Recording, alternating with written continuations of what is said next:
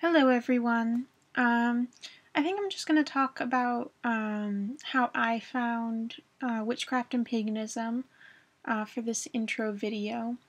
I might show you a bit of my altar slash sacred space and talk a little bit about how I put it together and, how to find things that you can put in that kind of a space without, spending tons of money on things you don't need to spend money on. It's not necessary.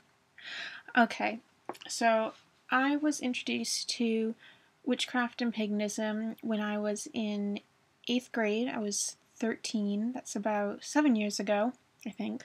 Not good at math. There was a girl that I had known for a long time, not really well, but we were starting to become friends, and she had this really pretty necklace. It had a little pendant, little silver pendant, really tiny, and it had a star in a circle, a pentacle, and, I commented on it saying how lovely it was, and we got around to talking, and she told me the symbolism behind it and why she wore it, and I just thought it was really cool, all of a sudden,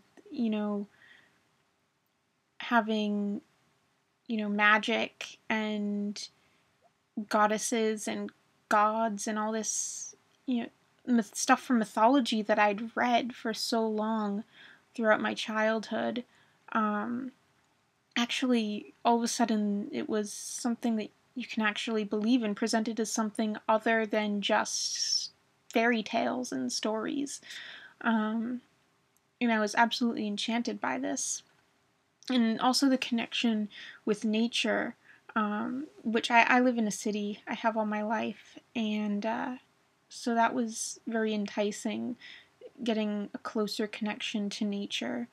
And I started doing research online and tried to get my hands on a few books. And at first that seemed to be going fine, and then the more I started to like it and I started thinking of getting into Wicca, the more my mom was unhappy about it, which was strange to me because I had grown up atheist. My mother, neither of my parents are conservative Christians or anything like that. She had always told me that if one day I chose to follow a religion, that I could follow whatever religion I wanted and that she wouldn't judge me on that. That turned out to not be true. Apparently, if you mix magic and fairy tale things that she says doesn't exist with a religion, it's all of a sudden not okay. I've never quite understood why she felt so bothered about it, other than perhaps she felt it was irrational and that, I'd start being delusional or something. So she told me that she didn't want me reading these books anymore. And I've always loved and respected my mom a lot. So that's pretty much what I did. I didn't get any more books from the library for the most part. Maybe like once a year I'd check one out anyway, just because I was so absolutely desperate to learn things. I love learning things. And I would check stuff on the websites and stuff. I felt bad about it, but her hypocrisy annoyed me, and I knew I wasn't doing anything to hurt my family. I wasn't doing anything immoral. It was merely a search for knowledge, which, as an atheist, was something that in the past my mom had always encouraged me to do. So I made my own decision on that one. And the more I looked into it, the more I liked it. I ended up not practicing Wicca, but practicing as an eclectic pagan for several years. Within the past year, I've gone back to atheism. And I never really did feel comfortable as worshipping gods or deities. And I've always been a skeptic even through my years practicing in religion as a polytheist, it's just never quite worked for me as a faith. Faith doesn't settle with me very well. It ends up making me feel very uncomfortable.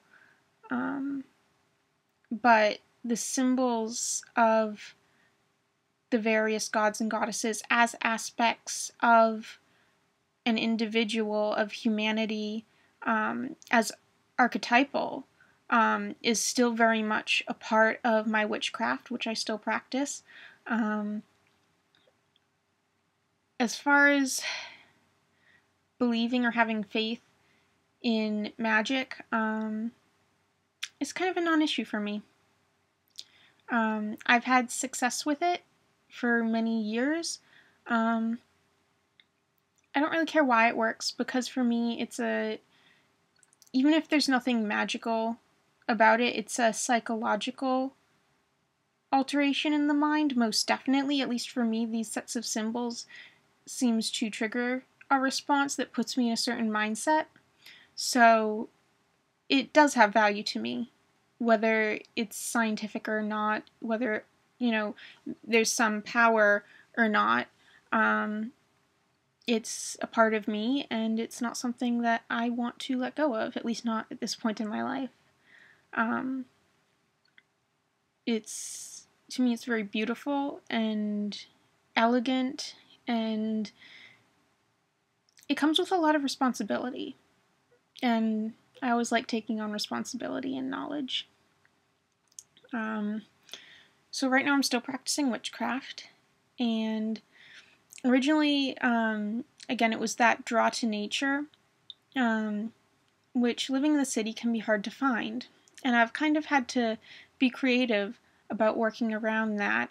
Because even the nature that you find in the city, there's always that touch of humanity upon it. There's not really that unadulterated sense of nature or the earth. There's always some kind of reminder of our existence, of what we've done to this earth. To me, that's a very reminds me a lot of my mortality too.